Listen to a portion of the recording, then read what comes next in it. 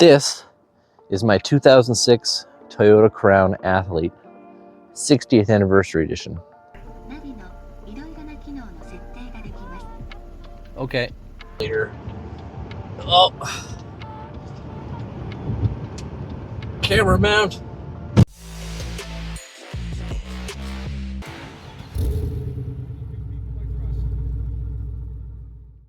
'60th Anniversary Edition.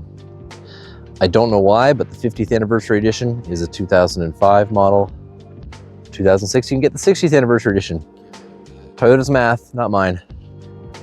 And I imported it from Japan 1 year ago, almost to the day, with 35,000 kilometers on it. And in that year, I've put a new battery in it, new tires, rush checked it as soon as I got here.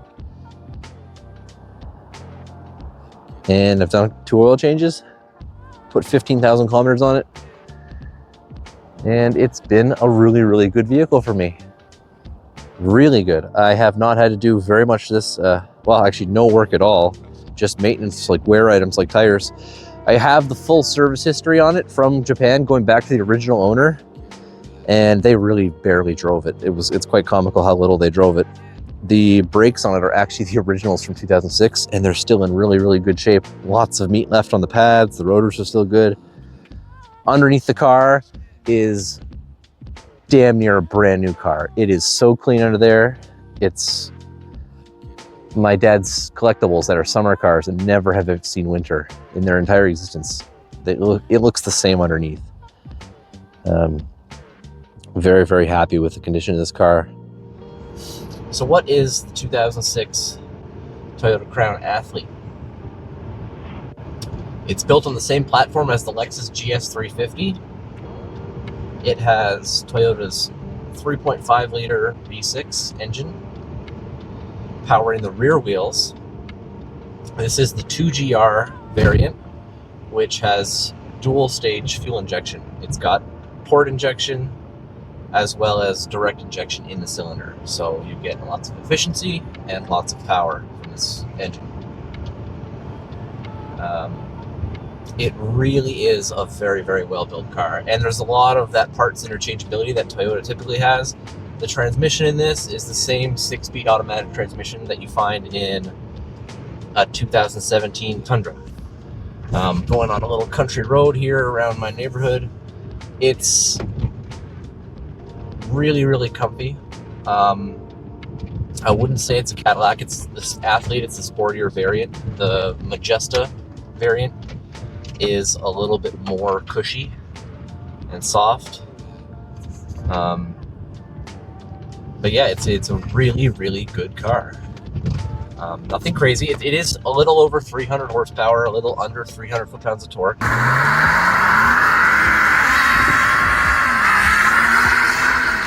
I get about 10 liters per 100K in the wintertime and about 9.3 in the summertime.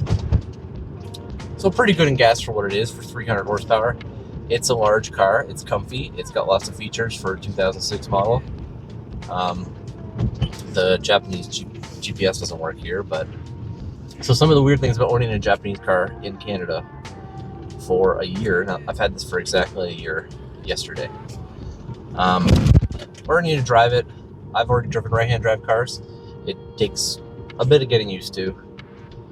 After about 20 minutes driving it, you kind of get the differences. Making right-hand turns, you got to look through the back window. Sometimes the back passenger side window. Left-hand turns, you got to lean over a little bit. Things like that. I don't really do much passing on single-lane roads because I'm not 21 anymore. But yeah, some of the differences in terms of ownership is the insurance is a little bit more. It is. Insurance companies don't want to have to repair these vehicles. So you usually have to go through a facility or something like that. And parts are a little bit annoying sometimes because you have to do some research. With the internet, it's never been easier though. So it's not that big a deal. This one in particular is actually really easy because all the mechanical bits, all the wear bits are a straight crossover from the Lexus GS. So I have wanted to get an oil filter Canadian Tire. I go ask for a 2008 Lexus GS 350 oil filter. It's the right one. I need brakes, I need suspension, anything like that. Now this one I actually haven't had to really do anything. I might be selling it so that I can actually film some more repair videos on JDM cars, because nothing's breaking on it. I did buy a really low mileage one with a full service history in Japan, and I haven't even hit 50,000 kilometers yet. Almost, but not quite. It's just been really, really reliable. I have not had to do anything to this. I have put oil in it. I've done oil changes. I went and bought some tires. I checked on things and everything's been fine. And the air filter when I got it from Japan was like brand new. So I've only done 14,000 kilometers on it so far. I did rust proof it as soon as I got into Canada. I went and got it full professionally drilled, all the holes little drilled, the plugs put for rust check. But yeah, it's like, it's so weird. I've never owned a vehicle with nothing wrong with it, even like brand new cars. I've had always like something weird, some new rattle. It is a Toyota luxury car, I guess. So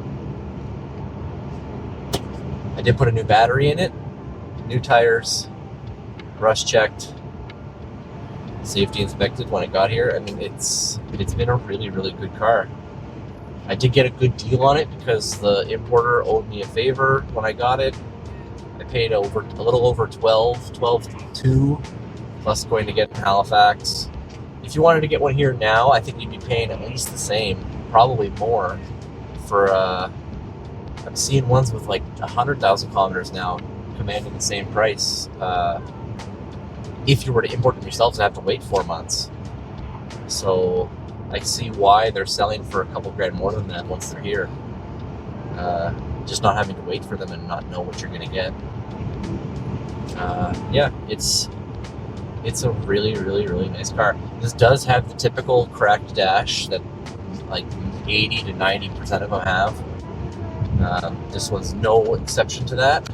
It's quite fast. I don't usually drive it crazy. I did do, when I was about to replace the tires, I did do a couple burnouts for that YouTube video I made earlier. But it doesn't really encourage you to drive aggressively because it's just a big comfy car. Most days I drive it smooth, like I'm an airport limo driver or something. I can't say much bad about it, really. I wish it was a manual. I do prefer manuals. If I do sell it, it's because I really want to get a manual transmission car. But I mean, it's just an overbuilt thing. I mean, the transmission is this exact same model used in Tundras. The smaller V8 Tundras up until 2019, I think.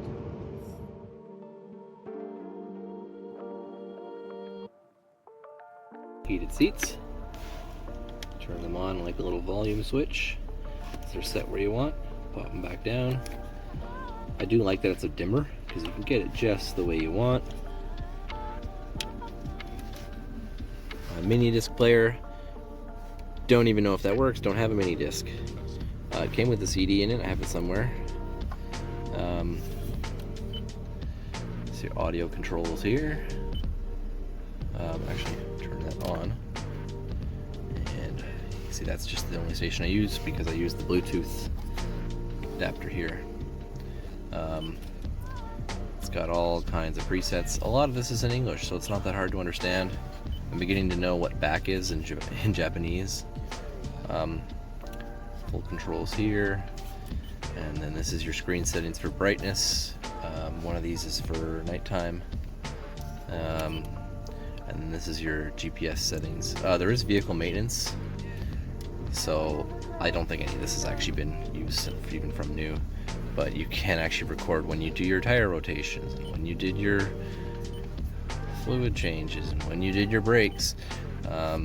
This car is such low mileage actually that it is still the original brakes. I have all the service records and they're still in good shape. This is your GPS settings. You're never going to use that here. Can't remember what any of this is. Settings for the various warnings in the car. Okay. Arigato. I don't know what she says. Yeah, and your climate controls is your last button right here. And it's pretty straightforward. These are all your basic switches here. AC on, and this is your little ion filter. That helps with pollen and stuff. It's like an extra little filter if you've got allergies. So that's a neat little thing to have. And then you've got individual passenger temperatures here. And the driver's one is here. Yeah, if this dual is turned off, then adjusting one will adjust both. Yeah, rear defrost, front defrost, all the basics, normal stuff. The one thing with driving a right-hand drive vehicle that's different is this is not your signals, this is your wipers. When you learn to drive right-hand drive, you are going to turn these on every time you want to make a turn. Until you get used to it, it's always on the window side. So that's your signals there. Auto headlights, parking lights, off.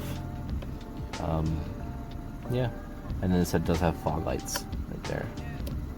You've got your typical shifter here. Hit the brake. Reverse, neutral, drive, sport, which will hold the revs a little longer, and then you have the ability to change between gears.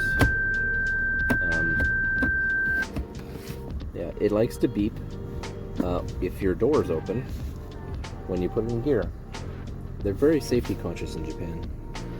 Let's see, so we got sport suspension, stiffens up the suspension a little bit. Traction control off. I almost got stuck in the snow once. That's helpful to be able to turn that off.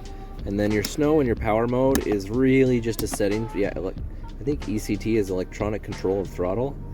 I think it just affects the sensitivity of your throttle pedal, really. So snow mode just makes your throttle pedal very dull, and power mode makes it very sensitive. And then you've got a large glove box with this beautiful little slow moving tray there. I've got my ownership in there, my business cards, and my USB, and my sunglasses. And you can have this sit in the higher position if you want a higher armrest. And if you go there, it gets on a track that's on a bit of a slope. So there's a little higher for your elbow if you want to rest your arm there. And there's a little lower. I like it in the lower position, but that's just me. My bag of camera equipment here, but control the passenger seat from the driver's seat or the back seat. And if anyone's wondering, car seats, latches are all in there. It's got everything it needs in there. This is one of my favorite features. This little button here, you turn it on, and then these start going left and right, left and right. One thing a lot of these Japanese cars have is they have these little, drip window sills so you can crack the windows. These ones I like because they really match the vehicle. Like, they even have the same proper trim on them, so they do blend in better than most what you typically see. I do like those. It does have full keyless, so you never need to take your key out of your pocket. You can leave your key in to get out. Once you touch the inside of the handle, unlocks. When you're leaving, touch this button, it locks it. Power folding mirrors, and yeah, back seat. These doors open a full 90. I can't show that right now. These doors can open they're like 86 degrees or something crazy like that. But I got one rear facing, one front facing, so very kid friendly. Leather is easy to clean. And then there's this in the middle here. So very, very fancy armrests for your rear passengers. Some of the models, very rare to find them in Japan, but there are some with the rear shade on the athletes. Usually it's the Majesta only that has the rear shade controls back here and the heated seats back here, but this one doesn't have that. But yeah, you can control your volume and your stereo from the back seat. So after 1 year of owning a JDM import, driving it as a daily driver, I'm actually very happy. I've had no issues. All the mechanical wear parts are Lexus GS parts that are available locally. It drives great. It's the most rust-free thing I've had since I bought new. It's a fantastic car. I've had nothing go wrong with it. I've checked to see that parts are available. I haven't actually needed to order any. Oil filters, tires. It's all stuff you can get done here. And it's given me daily, I drive about 15,000 kilometers a year. I have not had one hint of an issue with this in the time I've owned it.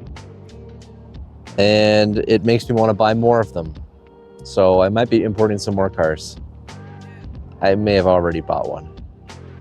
So stay tuned to find out what that is when I go pick it up in Halifax.